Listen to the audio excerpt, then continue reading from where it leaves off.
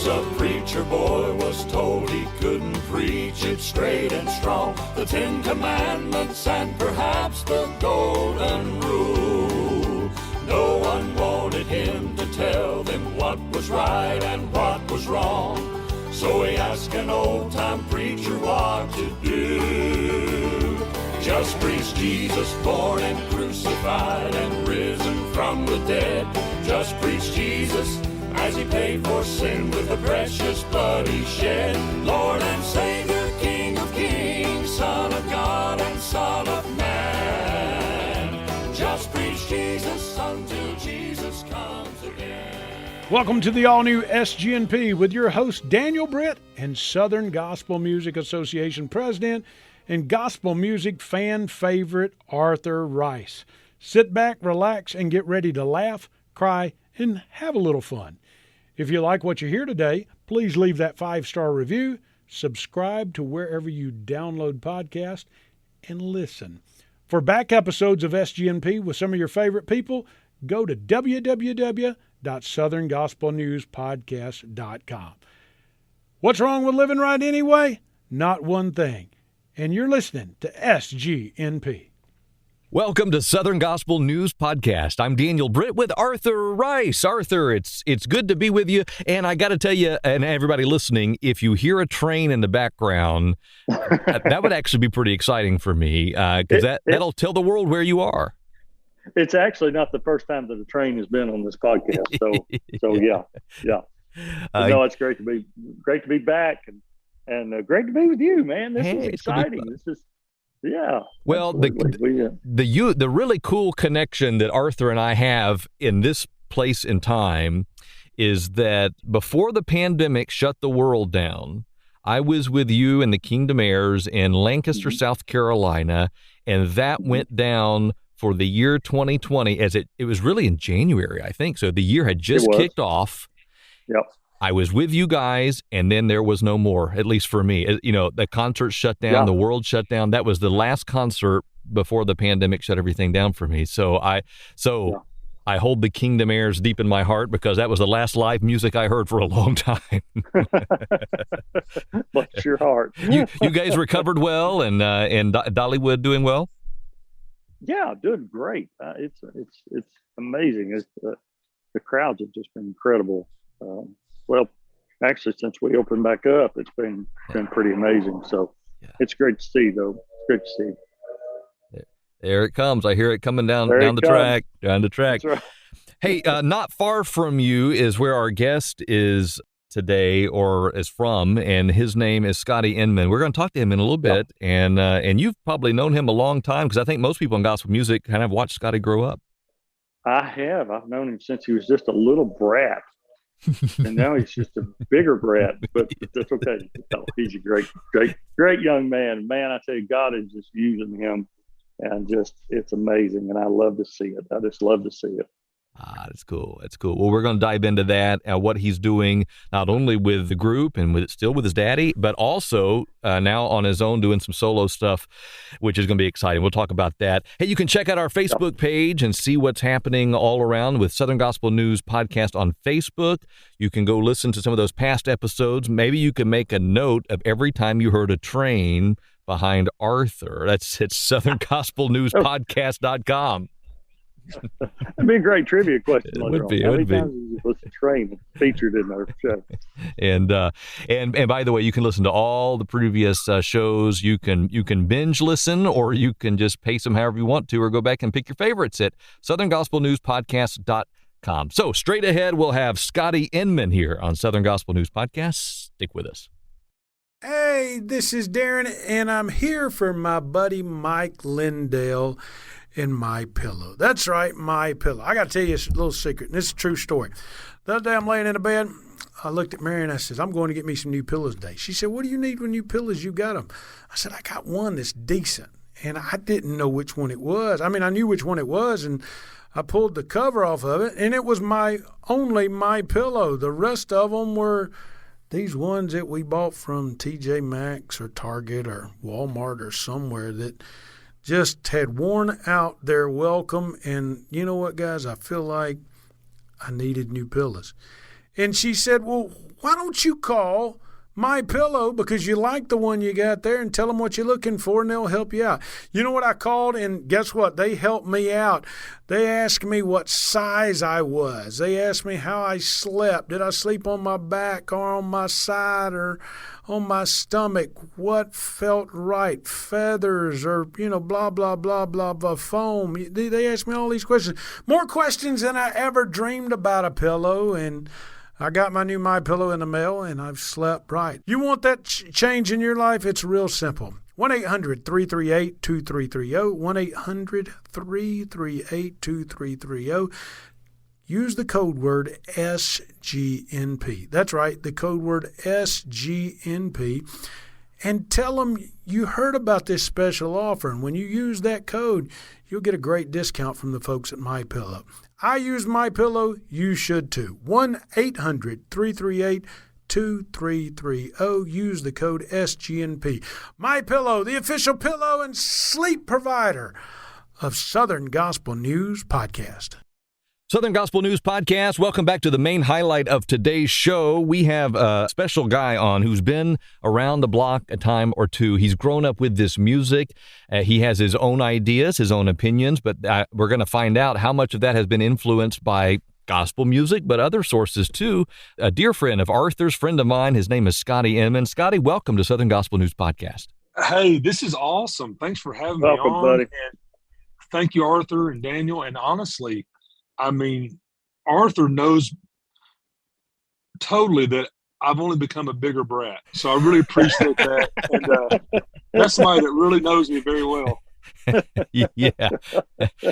I mean, we have to start with your daddy a little bit. So, I mean, he was already singing, I assume, when you were born. Is that right? Right. He was with the Singing Americans. I think he joined them in '83, but he was already singing with his family group on, honestly, would be considered now a full-time basis. Back then, the local groups were singing as much as some of the full-time groups. But '83 he joined this. '83 he joined the Singing Americans, and that was a year after I was born. So there you go. Oh, nice. Yeah. Clayton and I started about the same time, full-time, because I went with the Kingsmen about that time, and so that's kind of where I met Clayton. Was with the Singing Americans, because we sung a lot. We were the same booking agent and same label, and so we sang a lot together, and so that's kind of where that relationship started. So. When you're probably in your late teens, early 20s, you start using this little phrase, and you just kind of use it to make fun of old people, or you say it because old people have said it your whole life, like, boy, that makes me feel old. And then when you get your 30s, you can say it, and you can mean it a little bit more, because you are starting to get a little taste of stuff that's kind of a bygone era. But when even at my age and Scotty's age, there's a lot of stuff now that really makes us feel old. But Arthur, this is no slant. I got news for you, buddy. It don't get no better. But when all of a sudden, man, everything makes you feel old. But when young men like Arthur and Clayton watch people like Scotty, who's with his own family now and doing his solo, I mean, when you look at how far Scotty has come, man, does that make you feel old or what? Yes. Absolutely. And the more we talk about it, the older I feel. Well, I'll say this. I don't want to jump in here. I don't let me interrupt, but I want to say Arthur is a huge hero of mine. I mean, growing up in the Pigeon Forge, Sevierville area. Yeah. I mean, you knew about the Kingdom Heirs. I would watch. There would be a local access channel in Sevierville that would play Kingdom Heir videos on loop. And I was a kid, in school, I'd come home, flip the channels, and I'd hop on one of those live at Dollywood type videos, and man, and so honestly, Arthur, I hold you at a high esteem in my life, and a great example. Man, I appreciate that. I'm just thrilled to just see how the Lord has used you over the years, and just watched you has been just watching how God has been using you has just been a blessing to me, and I appreciate your faithfulness and just man, it just puts a smile on my heart when I think about it, buddy. I'm proud of you. Well, the big thing that in our field makes people nervous when you have a good quartet guy like Scotty, and then he does a solo project. there's usually somebody that says, "Oh no, are you leaving? Oh no, is this the first step of a long goodbye from Triumphant or something like that?" So do you want to dispel any rumors on that before we get started? Because we are talking about Scotty Inman solo. Absolutely. No, absolutely. Honestly, that is nowhere in the thought process of this album. Just to be quite honest with you, the guys have allowed me to do kind of one of the unthinkable things really in our genre, and that's give me the blessing to go and do what I need to do apart from them, but still be with them. I've started producing some, I write. There's a lot more that I want to get out about, my about what I wanted to say. There's some stuff you can't do in a group format. But I talked to a buddy of mine, Q Phillips. I partnered with Main Street Music and Entertainment, and they kind of came on as a management and, booking and record company, all three in one basically. And it's been a dream, but long story short, the leaving Triumphant is not in the plan, so to speak. That's not, this isn't but it is, I will say this, being the youngest guy in the group by a decent margin, I would be lying to you if I didn't say that I am trying to maybe hoe a road that when the day comes, they all go, you know what? I'm going to spend time with my grandkids. I'm not sitting there going, I should have maybe started something a few years back. Right. That is the thing, because, the rest of your guys, are like me. You're getting to the age to where you want to think about slowing down just a little bit. In ministry, you never quit, you never stop. Sure. But there comes a point in time when you think about, okay, I think I want to slow down a little bit, and you guys kind of have as a group, and you've gotten to the point to where you can actually do that, and that in itself is a huge blessing to be able to do that, and that really is a God thing. And it is. But like for you, you're in your prime, and this is the time that you need to be doing what God has called you to do, and to get out there and work, and you will have your time later when you want to slow down. Trust me.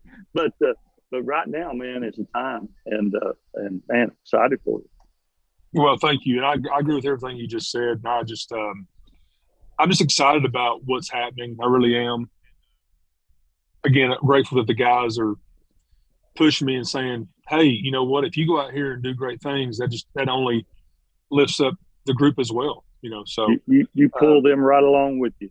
You never do bad by encouraging and helping someone else. That does nothing but help you. And vice versa. They've given me being here for 20 years.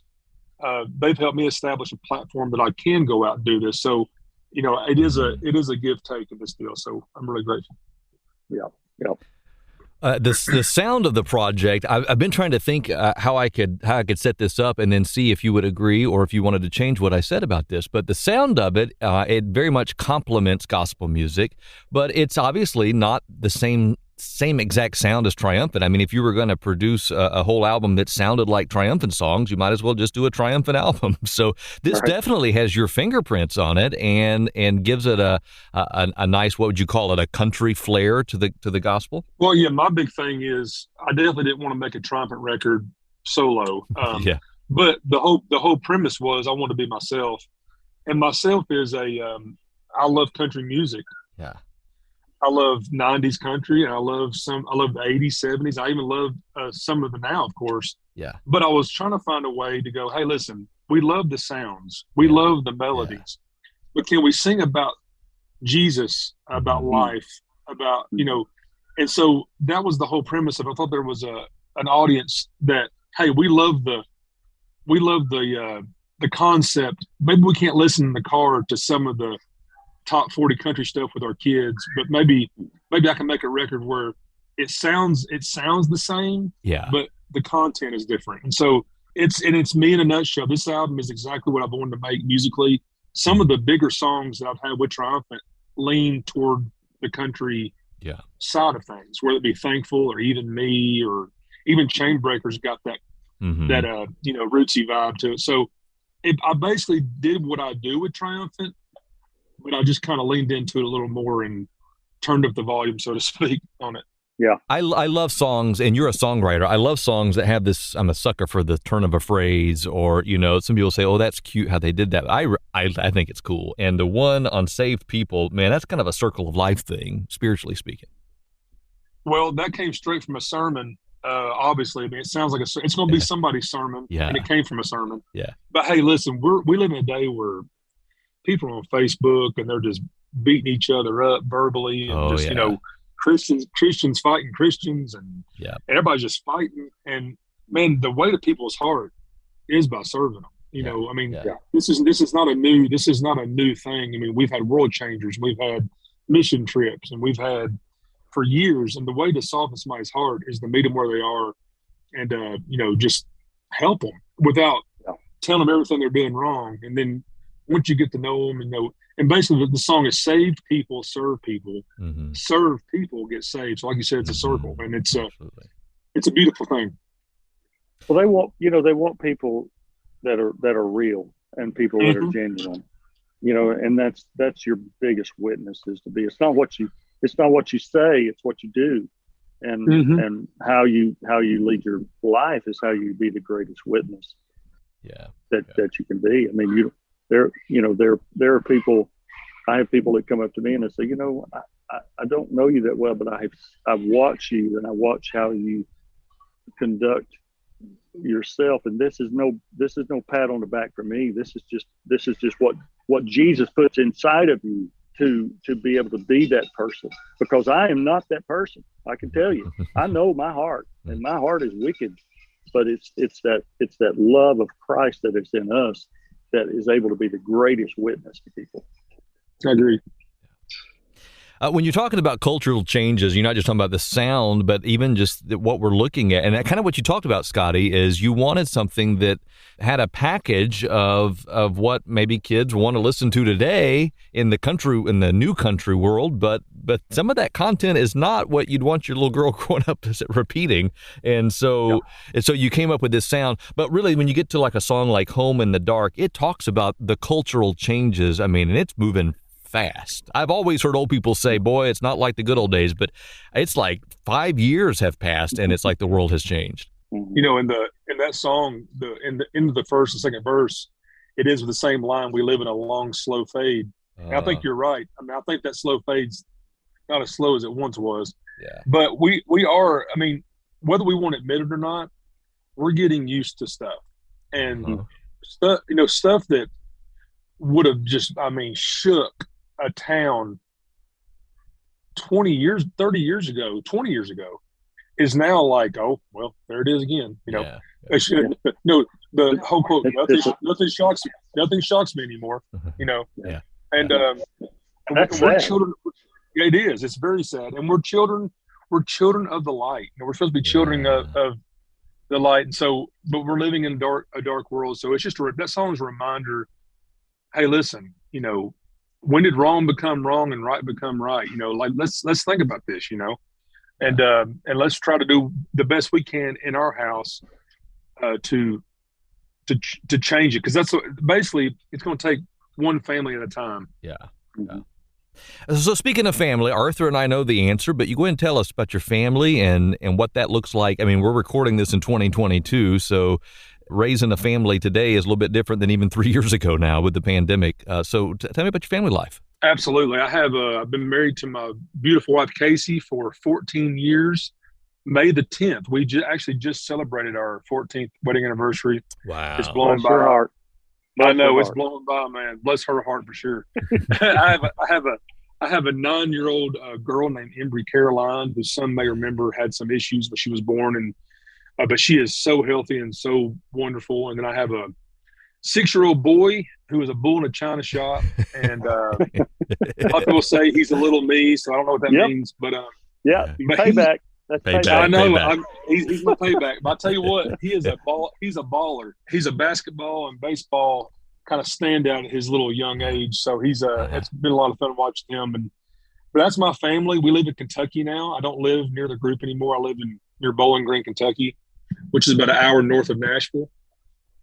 And They go to real quick story. They go to a Christian school. Okay, so this goes along with my album. I was in the car picking my kids up from school, and I was listening. I didn't even know what I was listening to. I was something on my phone coming through the radio, and it was a country song, I'm sure. Mm-hmm. And my little girl goes, "Hey, Daddy, is that a Jesus song?" And I was like, "No, it's not." And so I turned it off. I was like, "Oh, here we go. Okay, it started. I'm getting beat up by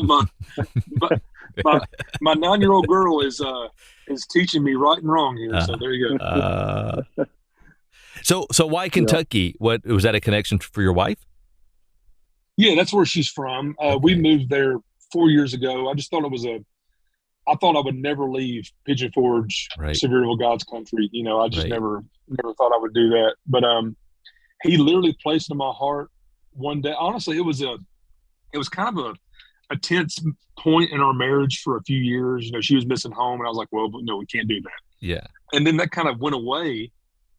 And then all of a sudden one day I said, I think we need to move. And she was like, I don't know if I want to move. I was like, well, let's pray about this. But, Yeah. I'm really – and so we put our house up for sale, and 3 days later it was sold, and we were loaded up a U-Haul heading to Kentucky. And honestly, I saw so many things moving forward that I just knew my family would be better off. My family would be better off in Kentucky. And God's proven it true in many ways since we've been there. And so it was definitely his direction, because it's nothing I would have done on my own. I know that. Yeah. Yeah. Oh, cool. Well, that's good. I didn't know that. So one day we will know you as a Kentucky Colonel, I'm sure then, right? Well, I'll tell you what, I've never been more of a Tennessee volunteer, though. I have to root extra hard up there in Wildcat country. Oh, my goodness. It's hard to be in all that country of blue, isn't it? Mercy. Hey! Before we let you go, we got to talk about a special part of this project. Is a legendary voice, John Anderson, and so tell me who he is to you. Like, how special was that? Well, John Anderson is part of the soundtrack to my life. I mean, growing up listening to WIVK in Knoxville and the Sevierville area. Yeah. You'd hear Seminole Wind and all these songs. And he was always just somebody I loved. And somebody I felt like wasn't really getting any attention at this point. He's working dates and he's doing great and he don't need to, but he was just one of those guys, you see different country artists brought to light. To me, I thought there was a strong omission there. Yeah. With him. And there was one or two guys that knew him, and I knew that. And I was like, hey, I'd really like to get John Anderson on the song if possible. Well, they asked him, and he was like, I think maybe I don't sing Christian music very much. I sing positive music, whatever. Yeah. And so he said, but send me the song. And so we finished the song completely and sent him the song. Within 5 minutes, he had written back, he loved the song and wanted to sing on it. So I was like, are you kidding me right now?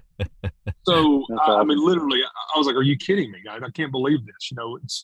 And so he put his vocal on there, and honestly, I think he sounds as good now as he ever has. And you can't, you know who it is when he starts singing. So it was an honor. Yeah. Oh yeah. Absolutely. Well, Scotty Inman's been with us today. We're going to let you run here in a moment, but I do want to put this out there. If people want to get this project, obviously, if they want to see you with Triumphant, we kind of know how to do that. But are you stepping out and doing anything solo if somebody wants to bring you to town? Yes, I am. I've got 3 or 4 things on the books for summer and fall, and just doing not doing everything I can while I'm off, but I'm blocking off little times here and there to do kind of select concerts. But you can go on my website, scottyinman.com, just my name.com. And on there's all the merchandise and the tour schedule. And that's also, there's a place there to contact to see about bringing me to your area. And I'd love to do that at some point. Well, man, God bless you. And your songwriting, your harmonizing with the quartet, you're a husband and a father, and now we've got you all to yourself in this new medium here with this new project. So, Arthur, it's been fun catching up with Scotty today. It has been, man. Scotty, I just appreciate you so much. And here's what I love about you is you're true to yourself and true. I had the privilege of working on Scotty's first solo album.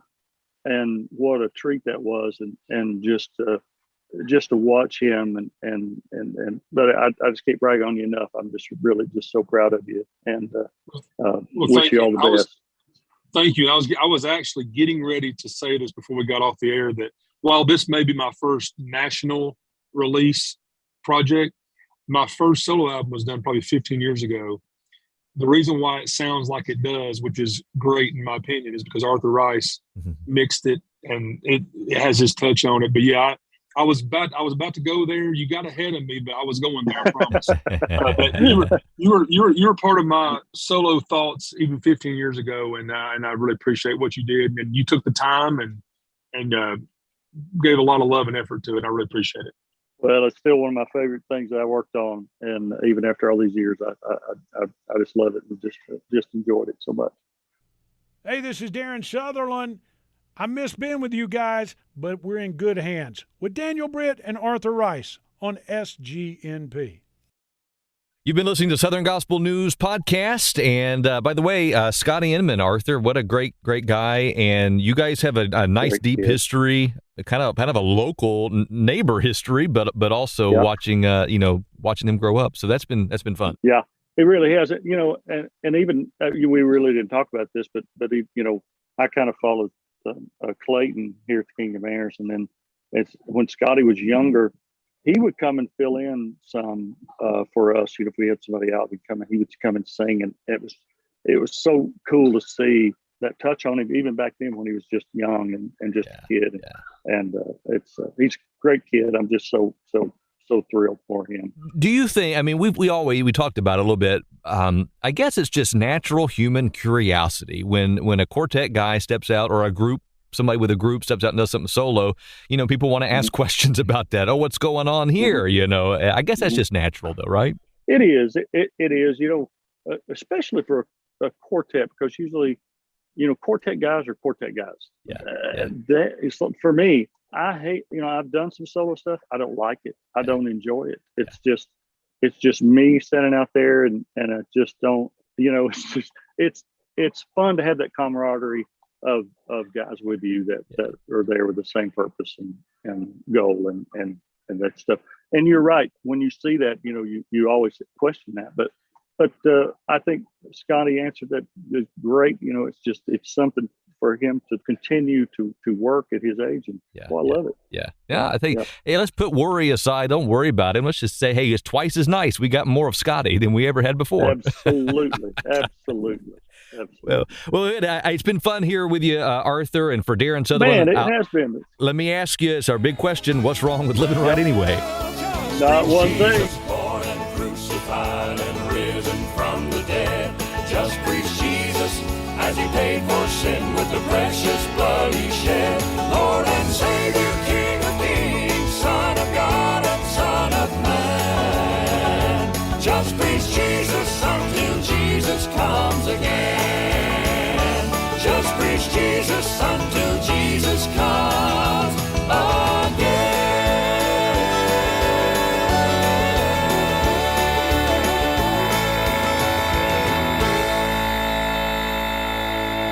Listening to SGNP. Please leave a review, tell your friends and neighbors about our show, and leave that 5-star review. SGNP is currently ranked as one of the top gospel music podcasts globally by feedspot.com. SGNP is produced by BG Ad Group and BG Podcast Network of Marietta, Georgia.